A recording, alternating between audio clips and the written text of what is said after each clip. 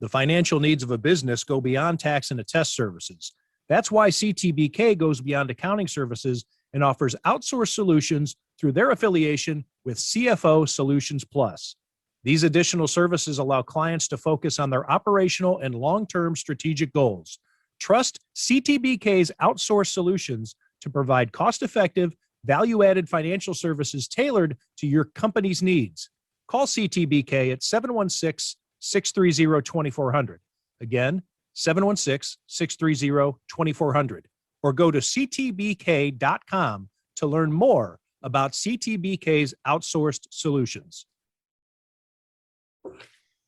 Joined now by Keith McShea, a longtime friend of Tim Graham, or at least I should say he's a friend of mine. I don't want to speak for Keith, but first time appearing on Tim Graham and Friends, brought to you by CTBK, CPAs and Business Consultants. Keith McShea was at the Buffalo News for a quarter century, which makes us sound old. I've known Keith for 22 years.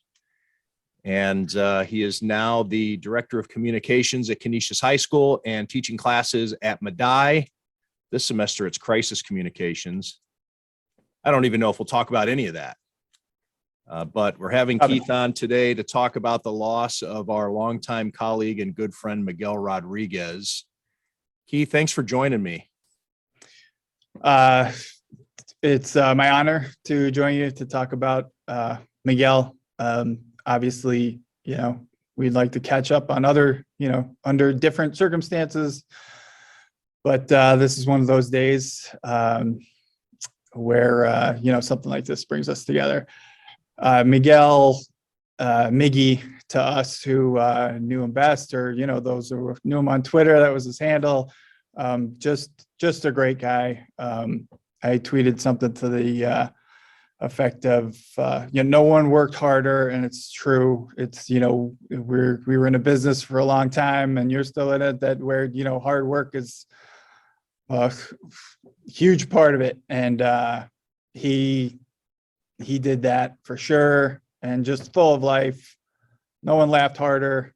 No one had a bigger smile. And there's a great picture that Harry Skull, a news photographer, has shared a number of photos of Miguel Rodriguez, which are really great. And one of them, my favorite picture of Miguel ever of all time, is him on press row with another former news staffer, intern, Markel Slaughter, and the big smile, the big laugh. And, he worked hard. He did right by the people he covered. He played hard as part of our family. That's kind of what we did at the news sports department for a long time. We leaned on each other and we got the best out of each other. And he was very much a part of that team. And he's just so going to be dearly missed. It's just a rough day for so many of us who worked with him, or those in the high school community that worked with him in a different way. That Harry Skull photo that you're talking about, where he's sitting with Markel Slaughter, you can hear him laughing when you look at that picture, which is what makes it so great. And I just want to make it known that I think Miguel would be more partial to my attire for this podcast than yours. Just for the record, you were finishing up a class at Medaille before doing this Zoom. I did not put the tie on. Yes. But I'm sure Miguel's worn a tie.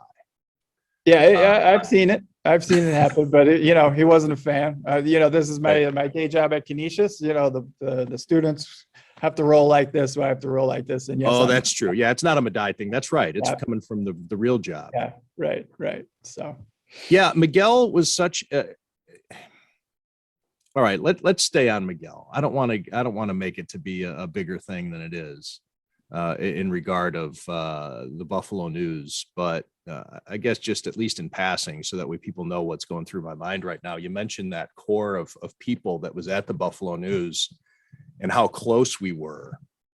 And I would like to think that at some point it could be that way again, but we've all gone our separate ways, many of us, and a lot of, in fact, we used to call it the fun bunch. is he the last one that was employed at the Buffalo News of the Fun Bunch, which was entirely a large group of Buffalo News sports employees? Was he the last one? That's true. He's the last one in the sports department. Margaret Kenny is still. Oh, yes. Right. At the Buffalo News, founding member. So I have Right. to, but it just goes back to, like I said, working hard and going out and taking advantage of Buffalo's 4 a.m. and, laughing together and seeing that laugh that you can hear looking at Harry's photo. And just the thing with Miggy, just like you mentioned, the news kind of sports family that we had going, that was carried down almost, for generations, just how to approach the job, how to do the job.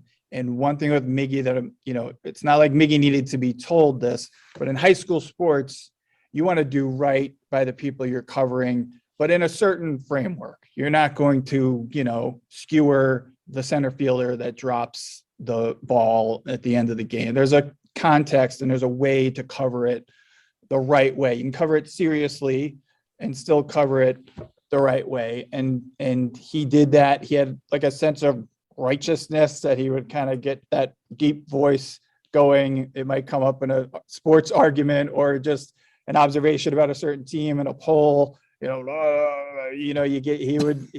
get going. And it's just, he had a passion for what he did. And that's come across, the reaction to his passing today from the high school sports community has been, quite, it's been resounding through Twitter. And he did right by the story.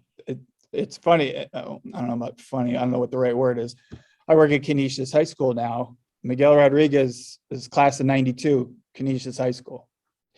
He didn't tell too many people he went to Canisius because you're covering high school sports in Western New York, if you are found, people would say you're doing this, you're doing that. But you could tell if you, do a Google search, Miguel Rodriguez, Canisius St. Joe's, you can't tell, at all. He did right by the job. That's part of being a journalist. Even in sports, you have to take that stuff seriously. He took that seriously. And just a great guy, a great journalist, great part of the community. Great journalist in the pure sense. And you touched on a few things there, but it takes a certain extra gear to be a high school's reporter. And I think that there are a lot of people who get in the business. They want to cover the NFL. They want to cover Major League Baseball. And they view high schools as a necessary stepping stone. I've covered high schools at every publication I've been at, with the exception of the Buffalo News. And I was at many stops before. I always started out at high school and went up. But there's also an ethos. I don't know if that's even the right word. There's something about being a high school writer that some people latch onto that, like you did, and you just want to do the best job you can for those people that you cover and for your teammates and things. I don't know. I'm rambling a little bit here, but what is it? It's almost like you really check your ego. The idea that he wanted to be a high school writer and he wanted to thrive as a high school writer, I think says something about the guy.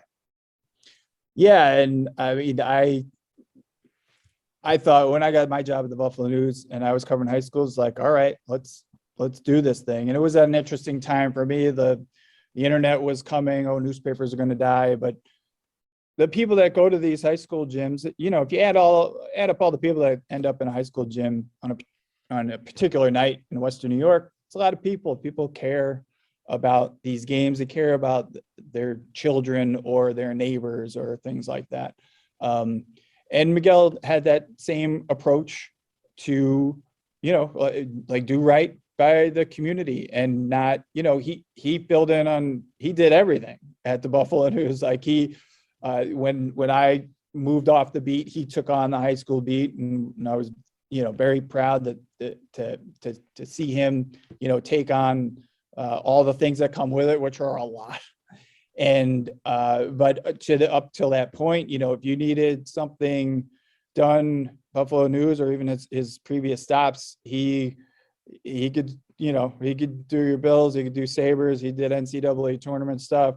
He was just a worker, and that goes back to the hard work and being he knew the sports. You plug him in anywhere and he would crank out something great for you.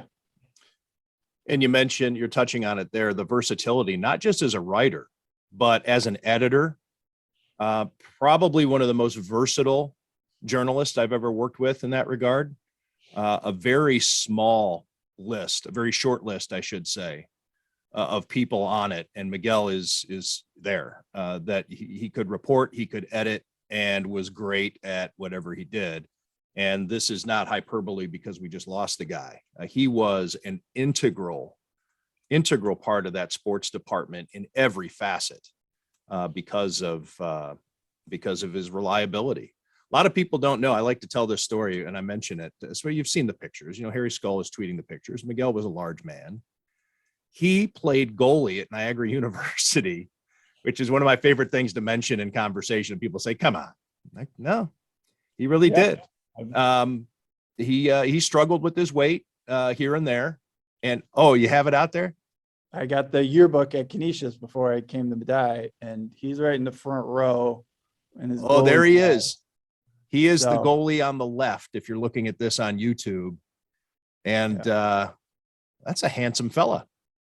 Yeah. So I just grabbed that on my way out. Like I said, that's where I work. So I got the yearbook from that year. Jim Wotanic, another former colleague of ours who is still at the News.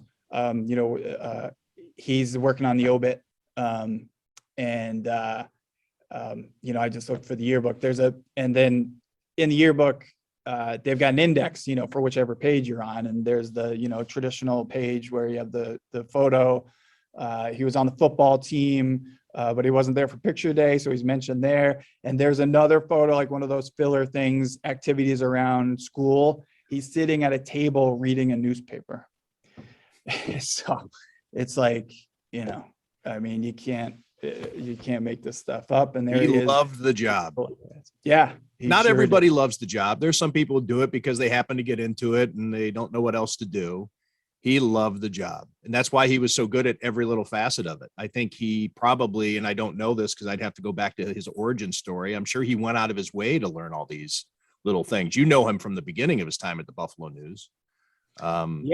He loved the job, and whatever was asked, like you mentioned, to work on the desk is that is. I hate it. It is plutonium to me. Yeah, whether we had 10 people working there, which we did at some times on some Saturday nights in our era 20 years ago, within that time frame, or whether it is like in the last few months where there's literally 2 people on the desk. He, like you said, super reliable, could fill 5-tool player. You could fit him in on any spot on your schedule as a sports editor, which I was proud to do with him, various times. But he loved the job. And then whatever was asked, whatever the sport, whatever the situation, desk job, reporting job, he took it on and tried to do right by it. And, and that's, like I mentioned before, the approach to high schools. Like I said, he didn't have to learn it from me, but it's something that was carried down even as back as far as Jim Kelly, the famed hockey writer at the News, Mark Gaughan, who's still there, to Bob DeCesare, Mike Harrington, the Alan Wilson. There was a seriousness and that with which high school sports were treated. And again, it's, some interns roll in there and you have to set them straight. Miggy did not, he took it on and embraced it and, did the best he could with it, and which was often really, really spectacular. He is known for one of the more pointed questions in Buffalo sports history, although it's a pretty obscure player. So, I mean, it doesn't maybe necessarily rise to the platform of Jerry Sullivan challenging Bruce Smith, or maybe Sully in his more recent exchange with Jordan Poyer and Micah Hyde. But when Miguel Rodriguez was with the Niagara Gazette, he was covering a Bills game, after which kicker Jake Arians had another bad game. Bruce Arians, the Tampa Bay Buccaneers coach, it's his son. He kicked for the Bills for a little bit. Did not have a great go of it. And after a particularly brutal performance, Miguel asked him after the game, if you were the general manager, what would you do? And something along those lines. I'm paraphrasing. And Jake Arians said, I'd cut me. And it was one of those questions that I think, especially now, well, maybe even then, I mean, people would hear that and say, how disrespectful. You know, that's kind of where we've gotten now. We're supposed to be very kind and genteel with the people we interview, but it turned out to be one of the great exchanges.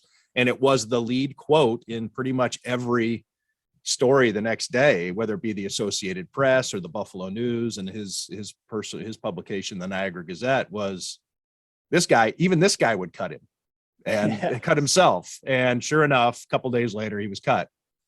Yeah. Do you have I saw that recently. That recently, I think, unearthed. I don't know if you tweeted it or somebody. Last year, I did a story on Jake Arians heading into the Super Bowl, just kind of a Q&A about being Bruce Arians' son and his time as a Bills player. And I asked him about it. I asked him if he remembered it. I don't really remember the exchange myself, but yeah, I looked it up, and it wasn't, I didn't have to go digging for it. It is out there. It was I think like the third or fourth paragraph of the AP game story the next day. Wow. Yeah. Well, I think it unearthed in the last couple of weeks off of Sully's, tap dance with the Buffalo Bills of late. So I see. Okay. Somebody put it out there. I think I saw it on social media, and I'm like, there's Miggy, doing his thing. And that's the thing, like, you plug him in. Oh, so you're saying like somebody is saying, hey, here's a guy who has the stones to actually answer the question, as opposed to blaming it on execution. Yeah. Exactly. Okay. Like a good exchange, like a good, honest question in a high, stakes situation. And that, it's not out of bounds, and it got a real human answer. And that's Miggy. And at the same time, like I said, covering high schools, he knew to adapt. Nobody's going to get released off a high school team, but you're not going to ask the high school kicker something even close to of that nature. And but he obviously knew that. Most of us would, but there's some that you'd be surprised with how they approach things. And Miguel was terrific. I mean, for a particular moment, I just, I can't nail one, but just Harry has another picture, or it might be the news put it out there. I think it's Harry's or maybe Jim McCoy, but him is sitting in the trunk, working on the laptop, and that's the job. I wrote quite a few stories from within the confines of my vehicle in various. For those who haven't seen the picture, he is sitting on the bumper of his SUV with a high table, which he's bought specifically for this. And you get it from the picture that this is not the first time he's doing this, that this is probably a routine, which makes the picture great because it tells a story. You can just see it. And he's alone in a deserted parking lot on his laptop, and it's dark out, and he's writing his story that he needs to file for the Buffalo News. Yeah, that's the job, but that's Miggy, like just getting it done. And the tray table, I wish I thought of that one, because I would contort myself in my car, and I always had an extension cord that could go, probably 3 houses lengthwise, to make sure I could find a power source. But that's the job. And again, yeah, that's Miggy. And then just have it, you could hear him laughing and telling the story about, making the deadline or scrambling to do this and getting the right quote in and telling the right story so we could do that from the parking lot. Yeah, that's all a part of the grind that should be mentioned, that it's not just the audience that you're writing for, or the fact that it's amateur sports versus professional. When you show up to one of these events as a sports reporter, even if you've made every arrangement that you can think of You're not guaranteed to have Wi-Fi or electricity, or, which was even tougher to come by, a phone line, which was up until 10, 15 years ago was mandatory. And you would have to find a Tim Hortons or a hotel front desk or some place that had a landline that you could plug into your laptop to file your story, because the press box at Bushwood High School didn't have any of it. Yeah. And the press box, by the way, they don't have room for you in the press box. Right. The press box that says press right on it, but there are coaches in there and the timekeeper. I'm talking about football mostly. And I'm sorry, I know that it's the press box, but you have to sit out in the stands. Yeah, right.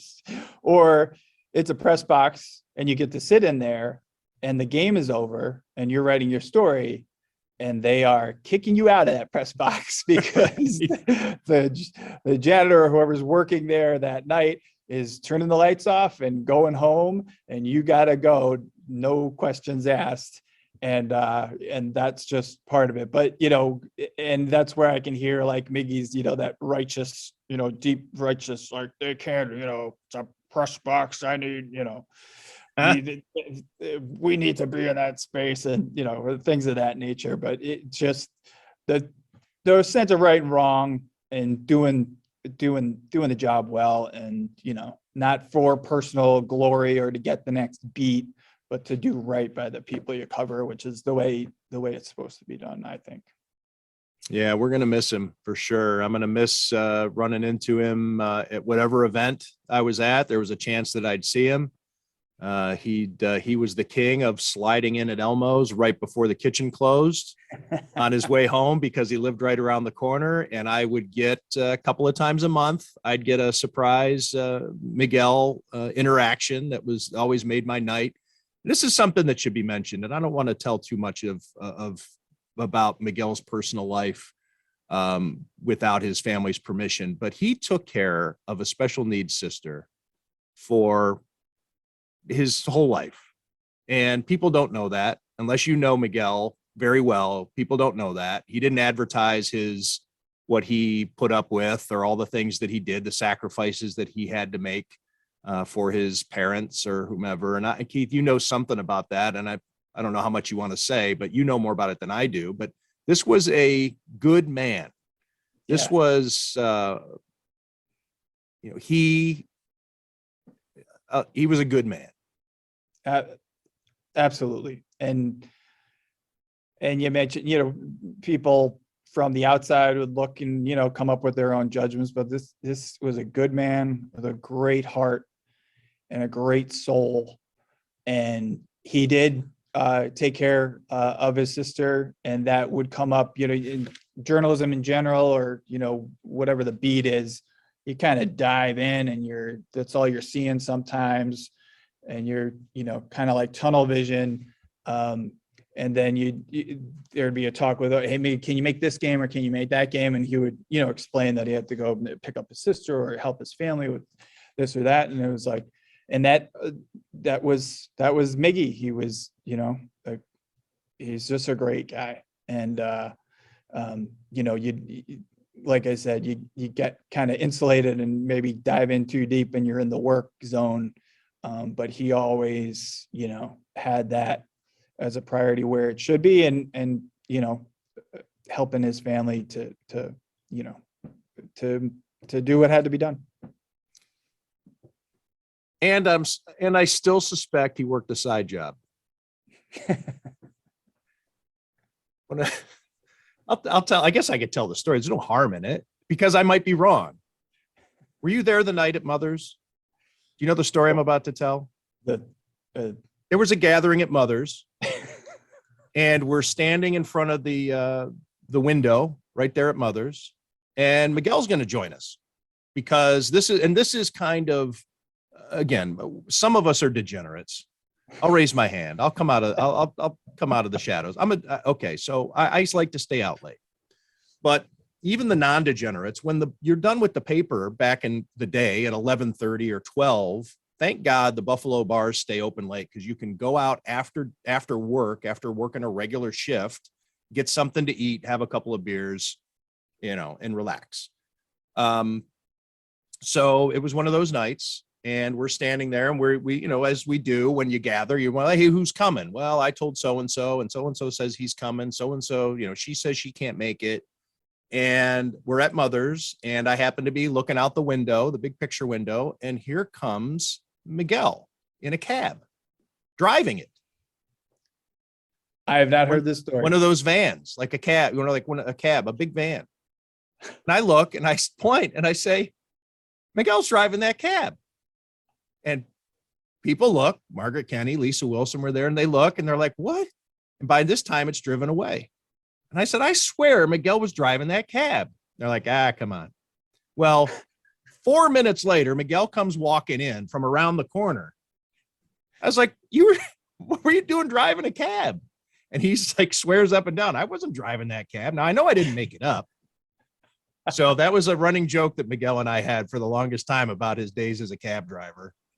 And nobody else saw it. So either I was hallucinating or Miguel was keeping a secret. But that would not surprise me because it's in his nature. The guy worked. Yeah.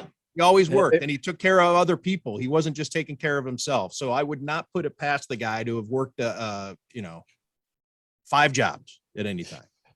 I agree with that. I would be surprised if he actually drove a cab, but this is interesting. We will never know for sure now. Yeah. One of the great mysteries I will not be able to solve. But I know I saw it. What else would you like to say about Miguel before we go here, Keith? And again, thanks for joining me.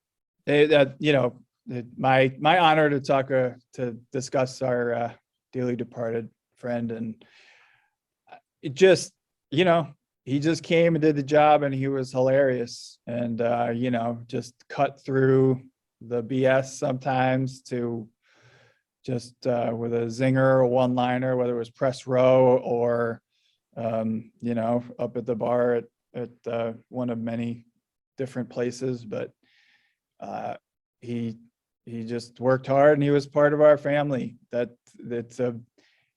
As we've moved on from being that core group for 20 years or so, you realize that does not happen often in life to many people. And we had something special, and he was, and I've heard from various members of that family today upon Miggy's passing. And we had a special group, and he was a special part of it. And, it's like we said, we love him, and we're going to miss him. We'll leave it at that. And the other thing too, is that I know as soon as I stop recording this, I'm going to think of 3 or 4 more things I want to say about Miguel. I think I just wanted to make my podcast about him because he deserves it. And I think high school writers in general don't get the credit that they deserve. And it's a shame that he's not around to listen to us talk about how wonderful he was. And he knew, especially, and he had a very tight relationship with the photographers, which high school reporters do. I think more than anybody else, the high people who cover high school sports and photographers, they're close. They're out at these, Spartan facilities together. They lean on each other. They need each other. So I know that he knows what we think of him, but it's a shame though that the credit isn't lavished on a little more thickly when we could say it right to him. Keith, thanks again for this, and thanks for having me, Tim. We'll maybe be seeing each other here in the next few days to celebrate a man's life. You got it. Thank you, Tim. Thank you, Keith. CTBK is more than just a full-service accounting firm. They are one team with an innovative approach to accounting and rise to each new challenge with collaborative problem-solving skills. CTBK goes above and beyond by lending helping hands in the Buffalo and Niagara community through volunteer work and donations, and is partnered up with Victory Sports for 2020 and 2021 to keep kids in the community active. The professionals at CTBK are determined to help individuals and businesses succeed. Whether a large corporation, a small business, or somewhere in between, call CTBK at 716-630-2400. Again, 716-630-2400, and see what CTBK's one team approach can do for you.